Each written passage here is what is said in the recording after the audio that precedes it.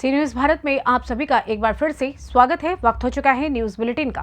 News bulletin में बात होगी भोपाल की, जहां इंडिया गठबंधन के मध्य प्रदेश के प्रमुख नेताओं की बैठक हुई संपन्न। आगे चर्चा करेंगे प्रतापगढ़ की, जहां पुलिस ने बेवजह दर्ज किया मुकदमा। पीड़ित ने क्षेत्राधिकारी से लगाई इंसाफ की गुहार। साथ ही आगे बढ़ेंगे और बात करेंगे प्रयागराज की, जहां क्रॉप कटिंग अभियान के तहत करछना गांव में नहर कोठी के समीप पहुंचे एडीएम खाद्य एवं आपूर्ति और तहसीलदार रवि प्रकाश सिंह ने किसानों से की वार्ता। और भी तमाम खबरों पर आइए करते हैं विस्तार से चर्चा। खबर भोपाल से है, जहां प्रदेश कांग्रेस अध्यक्ष जीतू पटवारी के प्रयासों पर आज मध्य प्रदेश के इंडिया गठबंधन से जुड़े सभी राजनीतिक दलों के नेताओं और भाजपा के खिलाफ लड़ाई लड़ रहे इस गठबंधन के सहयोग प्रदान करने वाले अन्य संगठनों दलों के नेताओं प्रतिनिधियों की संयुक्त बैठक राजधानी भोपाल स्थित प्रदेश कांग्रेस मुख्यालय में संपन्न हुई। करीब 2 घंटे चली इस बैठक में आसन्न लोकसभा चुनाव 24 को लेकर चुनावी रणनीति और समन्वय सहित अन्य कई मसलों पर विस्तार पूर्वक चर्चा हुई। साथ ही कई निर्णय लिए गए। सभी राजनीतिक दलों संगठनों के नेताओं ने एक स्वर में भाजपा के खिलाफ आक्रामक तरीके से संघर्ष करने और लोकतांत्रिक टूट के खिलाफ एकजुट होकर लड़ाई लड़ने का संकल्प लिया। बैठक में यह भी निर्णय हुआ कि हमारी ये एकजुटता सिर्फ लोकसभा चुनाव तक सीमित न रहकर फांसीवादी विचारधारा के खिलाफ भविष्य में भी लंबे समय तक जारी रहेगी। बैठक में उपस्थित इंडिया गठबंधन के विभिन्न दलों के नेताओं ने सामूहिक स्वर में खजुराहो में गठबंधन की प्रत्याशी मीरा दीपक यादव के नामांकन फॉर्म को एक सुनियोजित साजिश के तहत रद्द किए जाने को मात्र 3 महीनों में लोकतंत्र की दूसरी हत्या बताया है। बैठक में इंडिया गठबंधन से संबंध मध्य प्रदेश कांग्रेस कमेटी के अध्यक्ष जीतू पटवारी, सपा के प्रदेश अध्यक्ष डॉक्टर मनोज यादव, राष्ट्रीय प्रवक्ता यश भारती सहित विभिन्न दलों संगठनों के कई वरिष्ठ प्रमुख नेता और संगठन पदाधिकारी मौजूद थे। प्रदेश कांग्रेस के उपाध्यक्ष संगठन प्रभारी राजीव सिंह ने बैठक में उपस्थित इंडिया गठबंधन के मध्य प्रदेश के सभी दलों के प्रमुख नेताओं का आभार व्यक्त किया। भोपाल से सी न्यूज संवाददाता मनीष की रिपोर्ट। खबर प्रतापगढ़ से है, जहां खाकी के भी खेल निराले हैं। झगड़ा होने के 1 महीने बाद बिना किसी वजह के पीड़ित पर ही पुलिस ने मुकदमा लादकर मुकदमे में दबाव बनाने की कोशिश की। पीड़ित को इसकी जानकारी ऑनलाइन एफआईआर अपलोड करने पर पता चली, जिस पर क्षेत्राधिकारी आनंद कुमार राय को प्रार्थना पत्र लेकर इंसाफ की गुहार लगाई है।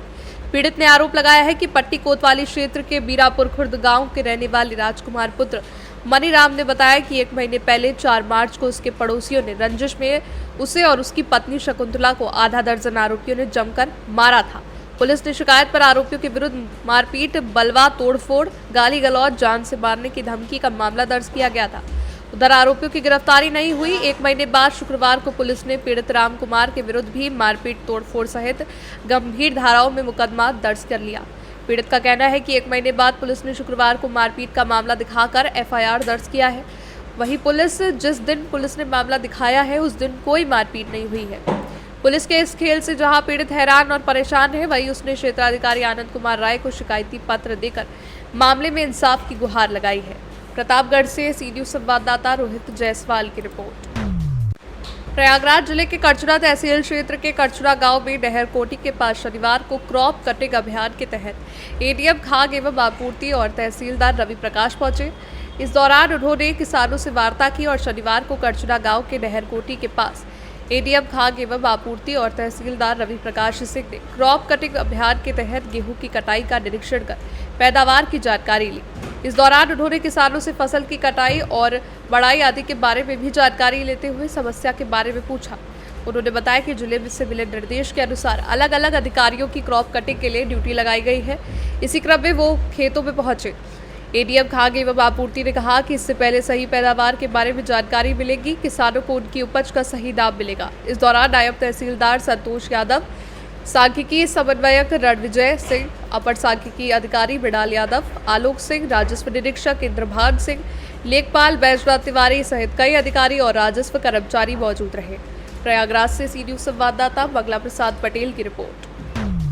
खबर रेवाड़ी से है, जहां भाजपा महिला मोर्चा रेवाड़ी की तरफ से आज भाजपा स्थापना दिवस मनाया गया। मौके पर कार्यक्रम की जिला संयोजक रेखा शर्मा के साथ महिला मोर्चा की दर्जनों महिलाओं ने भाड़ावास चौके से बाजार के बीचों बीच होते हुए झज्जर चौक पर रैली का समापन किया। मौके पर भाजपा नेता प्रदेश प्रवक्ता वंदना पोपली ने हरी झंडी दिखाकर रैली को रवाना किया। इस मौके पर वंदना पोपली ने कहा कि हमें गर्व है कि हम भाजपा के सिपाही हैं। पीएम मोदी के नेतृत्व में भाजपा एक बार फिर सरकार बनाएगी। भाजपा ने हमेशा ही महिलाओं का सम्मान किया है। 33% आरक्षण देकर महिलाओं को सशक्तिकरण की ओर अग्रसर किया है। कार्यक्रम की जिला संयोजक रेखा शर्मा ने कहा कि महिला मोर्चा की प्रदेश अध्यक्ष उषा प्रियदर्शी के निर्देशानुसार ये कार्यक्रम आयोजित किया जा रहा है। इस बार 400 से भी ज़्यादा सीटों पर विजय प्राप्त करेगी भाजपा और फिर से बनेगी सरकार। इस कार्यक्रम की जिला संयोजक रेखा शर्मा ने कहा कि महिला मोर्चा की प्रदेश अध्यक्ष उषा प्रियदर्शी के निर्देशानुसार ये कार्यक्रम आयोजित किया जा रहा है। इस बार भाजपा 400 से भी ज़्यादा सीटों पर विजय प्राप्त करेगी और एक बार फिर भाजपा की सरकार बनेगी। क्या कार्यक्रम है आज का? देखिए, आज भारतीय जनता पार्टी का 44वां स्थापना दिवस है और उसके लिए यात्रा जो है महिला मोर्चा की तरफ से निकाली जा रही है। मैं ये कहना चाहूँगी कि विश्व की सबसे बड़ी पार्टी का गौरव हमारी पार्टी को प्राप्त है। हमारे जितने भी नेता जिन्होंने संघर्ष किया था, त्याग किया था और इस पार्टी को सींच कर आज जिस डायरेक्शन में जा रही है, उनको मैं सबसे पहले नमन करना चाहूँगी। सभी कार्यकर्ताओं को बधाई देना चाहूँगी कि आज हमारी पार्टी का स्थापना दिवस है और ये भी कहना चाहूँगी कि हमारी ही पार्टी ऐसी है जिसमें इस प्रकार के नेता हैं। अगर मैं नेतृत्व की बात करूँ, प्रधानमंत्री नरेंद्र मोदी जी किस प्रकार से देश का गौरव बढ़ा रहे हैं, किस प्रकार से हमारा विश्व में डंका बज रहा है और उसी प्रकार से हमारे मनोहर लाल खट्टर जी, मैं ये कहती हूँ कि ऐसा कभी कोई एग्जाम्पल नहीं देखा होगा जो हरियाणा ने दिया कि एक कार्यकर्ता को कहा जाता है कि आप मुख्यमंत्री का पद संभालिए और जो वर्तमान में मुख्यमंत्री हैं वो अपनी संपत्ति का दान कर देते हैं, वो अपने पद का त्याग करके वो दूसरी डायरेक्शन में दूसरे दायित्व की तरफ बढ़ जाते हैं। तो मैं यही कहना चाहूँगी, ये जो संस्कार है ये हमारी पार्टी के द्वारा दिए गए हैं। हमारे साथ हमारी बहन रेखा जी हैं, चांदनी जी हैं, नीतू जी हैं, कृपा जमनी जी हैं और हम सब मिलकर, सुमन चौहान जी हैं और हम सब मिलकर एक यात्रा निकाल रहे हैं। हम सब भाजपा का स्थापना दिवस है, महिलाओं को सम्मान मिला है, मोदी सरकार में महिला सशक्तिकरण हुआ है, क्या कहेंगे? नमस्कार सभी को, मैं नीरू भारद्वाज, जिला सचिव रेवाड़ी। आज 44वें स्थापना दिवस पर मैं सभी को बधाई देती हूँ और विभिन्न जिलों में, विभिन्न प्रदेशों में ये कार्यक्रम हो रहा है। कहीं बाइक पर रैली हो रही है, कहीं महिलाओं ने आज बाज़ार में पूरा चौक से लेकर झज्जर चौक तक ये यात्रा निकाली है, जिसमें एक ही नारा रहा है कि फिर एक बार मोदी सरकार, क्योंकि हमारे प्रधानमंत्री माननीय नरेंद्र मोदी जी ने महिलाओं को समर्पित ये पूरा साल दिया है, जिसके अंदर विभिन्न योजनाएं और संसद तक की हमें एक लाभ मिला है और सभी महिलाओं को गौरवान्वित महसूस होता है यह जानकर कि ये सिर्फ नरेंद्र मोदी जी ही मुमकिन कर सकते थे। सुमन जी, भाजपा का स्थापना दिवस है, क्या कहेंगे? जी, मैं पहले तो सभी राष्ट्रीय निर्माण में समर्पित सभी हमारे कर्मठ कार्यकर्ता को आज स्थापना दिवस की हार्दिक बधाई और शुभकामनाएं देती हूं। आज हमारी भारतीय जनता पार्टी 43 वर्ष की होके 44वें वर्ष में कदम रखा है। आज हम 44वां भारतीय जनता पार्टी का स्थापना दिवस मना रहे हैं और ज़िले में, मंडल में, बूथ वाइज आज हर जगह बहुत प्रोग्राम किए जा रहे हैं, क्योंकि ये राष्ट्र को समर्पित पार्टी है। नरेंद्र भाई मोदी जी के नारों के साथ सब जगह सारा वातावरण अब की बार 400 पार, फिर एक बार मोदी सरकार, इस तरह के नारों से पूरा जो है हमारा आज देश राष्ट्रीय नारों के साथ बीजेपी फिर एक बार मोदी सरकार के साथ गूंज रहा है। और इसी तरह से हम मोदी जी की रीति नीति जो भी हैं, जगह जगह प्रोग्राम देकर उन रीति नीतियों के बारे में बता रहे हैं। तो एक बार फिर मैं यही कहना चाहूँगी कि अब की बार मोदी सरकार, फिर एक बार 400 पार। जय हिंद, जय भारत, वंदे मातरम। रेवाड़ी से सी न्यूज़ संवाददाता चैन सिंह की रिपोर्ट। खबर उन्नाव से है, जहां वायुसेना गगन शक्ति के अंतर्गत लखनऊ आगरा एक्सप्रेसवे की हवाई पट्टी पर लड़ाकू विमानों ने टचडाउन करके भारत की ताकत का शौर्य दिखाया है। लखनऊ और आगरा एयरबस से उड़ान भरकर Sukhoi Mirage, Jaguar Mi-17, Sukhoi M-30, Mirage 2000, Chinook MiG-31, Mi-17, NH-32 Chinook के एक्सप्रेसवे की हवाई पट्टी पर टचडाउन कर वायुसेना की ताकत का प्रदर्शन किया। 14 लड़ाकू विमानों का एक्सप्रेसवे पेश किया। 3.5 किलोमीटर लंबी एयर स्ट्रिप को एयरफोर्स अधिकारियों ने सुरक्षा घेरे में लिया है। आम आदमी की एंट्री पर पूरी तरह से रोक लगा दी गई है। युद्ध की परिस्थितियों में एयर स्ट्रिप पर विमानों की लैंडिंग को लेकर रिहर्सल किया जा रहा है। उन्नाव से सी न्यूज़ संवाददाता अजय की रिपोर्ट। खबर बुलंदशहर से है, जहां सियाना पुलिस को मिली बड़ी सफलता। पुलिस ने अवैध शस्त्र फैक्ट्री का करा भांडाफोड़। एक शातिर बदमाश दीपक उर्फ दीपू को गिरफ्तार किया। कब्जे से 4 तमंचा, 315 बोर, 2 अदबने 12 बोर, 7 जिंदा कारतूस, 3 तमंचे, अदबने 315 हुए बरामद। शस्त्र बनाने के उपकरण, हवा वाली मशीन, संडासी रेती, लालटेन आदि बरामद किए गए। स्याना पुलिस ने नया गांव के सामने से बाग से अवैध तमंचा फैक्ट्री पकड़ी है। देखिए, आगामी लोकसभा चुनाव के दृष्टिगत जो अपराध एवं अपराधियों के विरुद्ध जो जनपद में अभियान चलाया जा रहा है, उस क्रम में स्याना पुलिस को एक विशेष सफलता प्राप्त हुई है। ये स्याना क्षेत्र में एक गांव, नया गांव पड़ता है, उसके पास एक बाग है। वहां पे एक मुखबिर की सूचना पे एक दीपक उर्फ दीपू, जो सिकंदराबाद का रहने वाला है, उसको गिरफ्तार किया गया है और उसके पास से अवैध शस्त्र फैक्ट्री को भी वहाँ से हमने बरामद किया है। जो सामान शस्त्र बनाने में उपयोग होते हैं उनको, तथा साथ में कुछ बने और अधबने शस्त्र हैं, जो कि क्रमशः हैं कि 315 बोर के 4 तमंचे प्राप्त हुए हैं।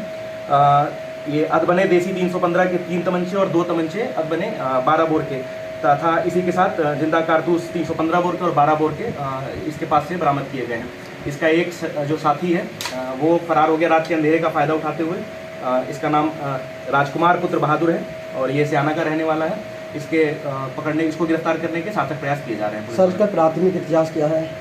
ये जो दीपक है, इसका लंबा चौड़ा आपराधिक इतिहास है। लगभग 8 मुकदमे इसके ऊपर हैं, लूट चोरी के, तथा इससे पहले भी अवैध शस्त्र के को रखने एवं बनाने के आरोप में ये जेल में जा चुका है। सर, जिस बाग में पकड़े गए हैं, क्या उसका मालिक भी इसमें इन्वॉल्व है? नहीं, इस बारे में भी जानकारी की जा रही है, देखा जा रहा है। लेकिन बाग में इसने लाके अपना सामान छुपाया था और वहाँ पे ऑन डिमांड ये इस तरह से असलहे बनाते थे। अब कहाँ पे किस तरह से ये असलहे सप्लाई की जा रही थी, इसकी जांच की जा रही है पुलिस द्वारा। बुलंदशहर से सी न्यूज़ संवाददाता अदनान इबाद की रिपोर्ट। खबर कानपुर से है, जहां पुलिस उपायुक्त पश्चिम विजय ढुल के नेतृत्व में आगामी त्योहार और लोकसभा चुनाव में शांति और कानून व्यवस्था को बनाए रखने के लिए किसी भी आकस्मिक स्थिति में दंगा और बलवा से निपटने, साथ ही नियंत्रण करने के लिए पुलिसकर्मियों द्वारा दंगा नियंत्रण अभ्यास किया गया। आकस्मिक स्थिति में सुरक्षा, शांति एवं कानून व्यवस्था को मजबूत बनाने के लिए समस्त थानों और कार्यालय से आए पुलिसकर्मियों द्वारा दंगा नियंत्रण अभ्यास में प्रतिभाग किया गया। अभ्यास के दौरान भीड़ को तितर बितर करने, लाठीचार्ज, आंसू गैस के गोले, anti riot gun, tear gas gun, hand grenade आदि शस्त्रों और अन्य उपकरणों से संबंधित जानकारी दी गई। वहीं आगामी ईद के त्यौहार और लोकसभा चुनाव के दृष्टिगत पुलिस उपायुक्त पश्चिम विजय ढुल द्वारा कल्याणपुर थाना क्षेत्र में अपर पुलिस उपायुक्त पश्चिम, थाना प्रभारी Sachin D, Amol Murkut, SP Kalyanpur, SP Bilhaur और स्थानीय पुलिस बल के साथ पैदल गश्त किया गया। साथ ही स्थानीय लोगों से वार्ता कर उन्हें सुरक्षा का एहसास दिलाया गया।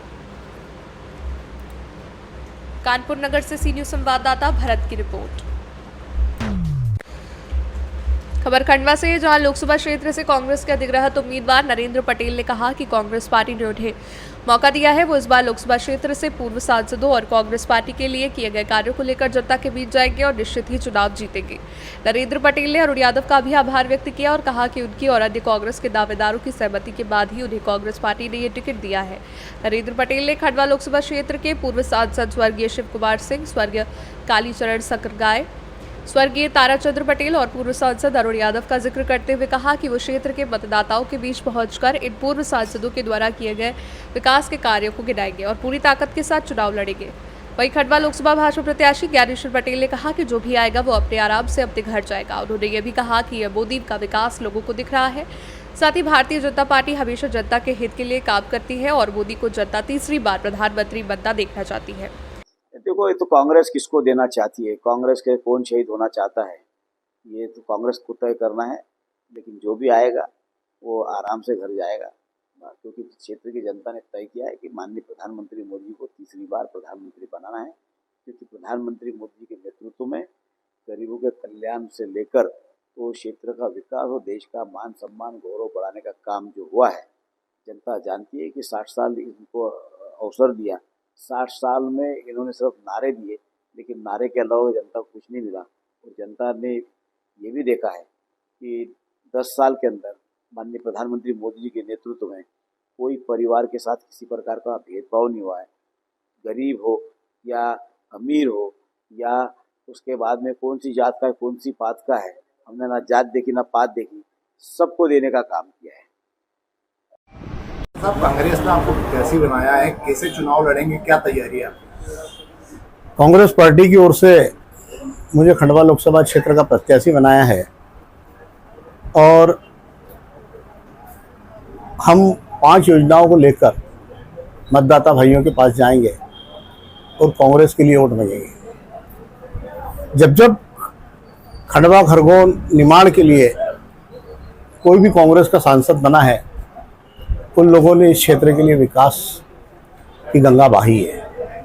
चाहे वो सुभाष यादव जी हो, हमारे शिव कुमार सिंह जी हो, कालीचरण सकरगाय जी हो, या ताराचंद पटेल जी हो, चाहे अरुण यादव जी हो, इन लोगों ने इस क्षेत्र में हर समय निमाड़ के लिए अपने क्षेत्र में योगदान देकर इस क्षेत्र को विकास की ओर बहुत आगे बढ़ाया है। जब सुभाष यादव जी डिप्टी सीएम थे, उस समय राजनारायण सिंह जी और हमारे ताराचंद जी पटेल जब यहाँ पर विधायक थे, इंदिरा सागर डैम की योजना बहुत बड़ी महत्वपूर्ण योजना उन्होंने बनाई है। और खंडवा पुनासा से लेके बड़वानी तक किसान खेतों में नर्मदा जी का जल लाया है, जिससे निमाड़ का विकास हुआ है। शिव कुमार सिंह जी ने। खंडवा से सीडीओ संवाददाता ललित दुबे की रिपोर्ट। खबर महाराष्ट्र से है, जहां लातूर जिले में अप्रैल महीने की शुरुआत से ही मौसम बदल गया है और गर्मी बढ़ने लगी है। सुबह 8 बजे से ही सूर्यदेव आग उगलना शुरू कर देते हैं। पिछले 3-4 दिनों से गर्मी में भारी बढ़ोतरी हुई है, इसलिए देखा जा रहा है कि नागरिक दोपहर के वक्त सड़कों पर नहीं चल रहे हैं। बढ़ती गर्मी के कारण लातूर शहर में एक एक्टिवा गाड़ी में अचानक आग लग गई, जिससे नागरिकों में हड़कंप मच गया था। महाराष्ट्र से सी न्यूज़ संवाददाता मल्हारी शिंदे की रिपोर्ट। खबर मेरठ से है, जहां परतापुर स्थित यूपी योद्धा बीके कबड्डी अकेडमी में शनिवार दोपहर को हुई प्रेस वार्ता के दौरान अकेडमी के चेयरमैन विजेंद्र कुमार ने बताया कि उत्तर प्रदेश के युवाओं के लिए 7 कबड्डी का आयोजन 15 अप्रैल से 23 अप्रैल तक किया जाएगा, जहां उत्तर प्रदेश के हर कोने कोने से भारी संख्या में नौजवान भाग लेंगे। 9 दिनों तक चलने वाली इस प्रतियोगिता में कुछ नियम रखे गए हैं। प्रतियोगिता में भाग लेने वाले युवक का वजन 80 किलो तक होना अनिवार्य है।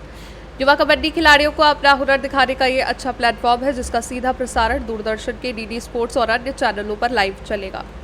मेरठ से सी न्यूज़ संवाददाता नवनीत की रिपोर्ट। फिलहाल न्यूज बुलेटिन में बस इतना ही। देश दुनिया की तमाम खबरों की जानकारी के लिए आप देखते रहें सी न्यूज़ भारत। हर खबर आपके साथ, आपके हाथ।